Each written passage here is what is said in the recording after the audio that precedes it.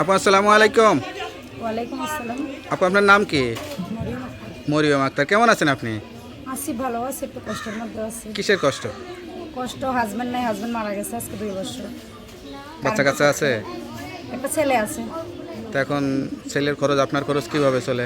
খুব কষ্ট করে চলতেছে, এখন কি করব, কাজ কাম করে। কতদিন সংসার করছিলেন? 2 বছর। মাত্র 2 বছর করছিলেন? তো এখন প্রতিবেদনে কি আশা করে আসছেন?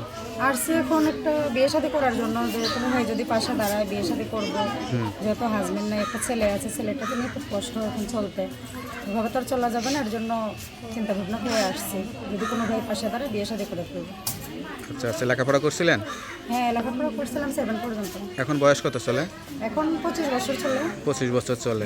তো এখন যদি কোনো বিবাহিত বয়স্ক পুরুষ বিয়ে করতে চায়, তার যদি বাচ্চা কাচ্চা থাকে, সেরকম কাউকে করবেন? হ্যাঁ হ্যাঁ, এরকম ছেলেই খুঁজতেছি আমি। এরকম ছেলেই খুঁজতেছেন? তা যেহেতু বিয়ে হয়েছে, সবাই চেহারা দেখছে, মুখটা দেখাচ্ছেন না কেন? দেখাবো, যে আমার দায়িত্ব নেবে তাকে তো দেখাবো, সবাইকে দেখাতে হবে। আচ্ছা আচ্ছা দায়িত্ব নেবে তাকে দেখাবো, তার সঙ্গে আচ্ছা, কথা বলবো।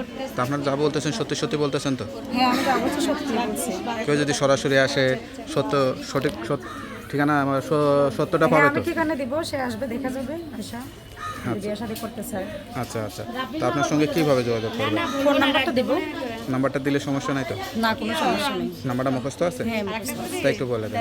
01860342393।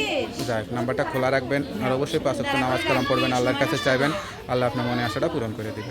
আর কিছু বলতে চান? দর্শকদের কাছে বলতে চাই যে ভালো মন নিয়ে যদি আমার পাশে কেউ দাঁড়ায়, আমি তাকে বিয়ে করবো, আমার এটাই চিন্তা ভাবনা। আচ্ছা আচ্ছা, তো ওকে আপু, ভালো থাকেন, দোয়া করি। আসসালামু আলাইকুম। ওয়ালাইকুম আসসালাম।